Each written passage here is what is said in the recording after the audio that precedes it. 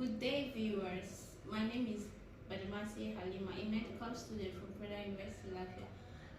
I will be discussing on female circumcision, which is known as the FGM. FGM means the female genital mutilation. This is the process whereby it is a non-medical process whereby the part of the female genitalia is being removed. Yeah, and it is done in so many countries out of the world, like so many countries in the world, which one of the main countries that practice FGM include the Mali, Somalia, we have the Sierra Leone, and so on. We have 4 types of female genitalia. So let me explain the 4 types of FGM. The first one, I said the clitoridectomy, which is the removal of the clitoris. Clitoris is a sensitive longitudinal structure found in the anterior surface of the vulva in females.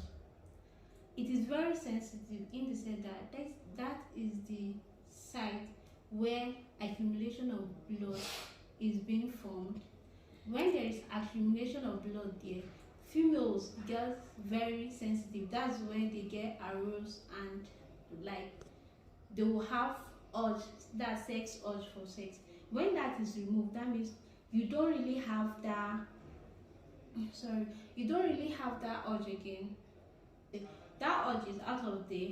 You're just there, just like a stick. And the second one is the removal of the clitoris and the labia. So I explained clitoris, now the labia. We have 2 types of the labia. We have the labia minora and the majora. Labia is a tissue which surrounds the opening of the vulva in female. So during this FGM, which is female genitalia mutilation, whereby that part too is being cut off.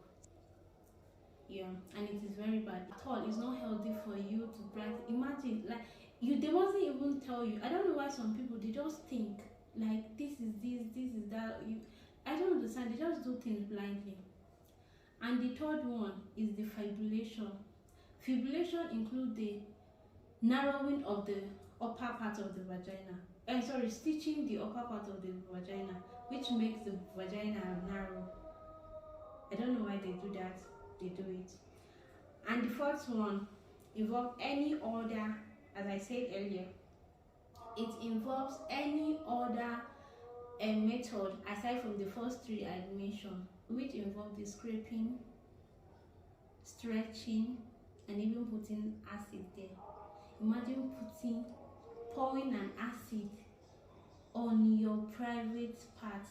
That is so wicked and unthoughtful. We should please try and avoid that. FGM can cause a lot of damages to our body, which includes severe bleeding, complication in childbirth, problem in urinating, problem in menstruating, problem in having sex, and mental health issue. It can cause shock and probably death. But you see, this thing, it is very certain. When you involved in this kind of process, cutting off your female genitalia, my dear, all these things, it is very possible for you to get it. Shock is part of the problem that can be caused by FGM.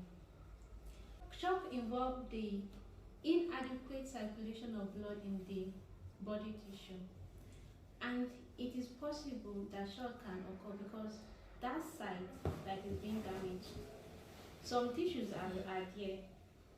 That clitoris is a tissue, right? So there, shock occurs when there is inadequate flow of blood there. Okay, how will I put it? Some blood vessels are there and they are being damaged. So if blood is moving around that cell, there won't be adequate flow of blood around that cell. That's how shock happens. That is how it is being caused by the FGM. And lastly, death.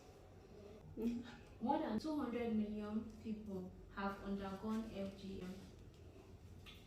FGM, it is violence in women, children, it is child abuse and sexual assault. Reason for FGM It is mostly for controlling female. Sexuality, a tradition to prepare a woman for marriage. It is allegedly to purify them for their husband. Sometimes it is done because it is done for their parents, so it is being done for them. And reason being that is just because of their tradition and culture. And lastly, how can we do to stop this FGM from occurring? Because it is too much. Imagine we have almost 200 million persons which have gone through this and which they are planning to do it for. So we need to call ourselves together, fight against it. This is violence against women, violence against children, because it is mostly done for children before the age of 5. Just imagine pains those children will be going through while doing that thing for them. So how can we stop all this? Number one is by educating everybody, like something that I'm doing right now. You educate the world, wake them up because they are still sleeping. Like, we are in the 21st century, so we need improvement. We need things to be stopped. There are some things that are being done in this life that are not supposed to. I heard they are doing this in Nigeria, which is, it is not normal. It is not good. It is very bad for female. It is good for the male, quite alright. You can do it. Is very okay for the male because it stops them from getting infection, and also it is that part that is being cut off. It has a lot of the head of their penis. It has a lot of nerve there, which it is very sensitive. If it is being cut off, a man can be a man enough for himself. But if that thing is not cut off, I bet you that man, he will just be there.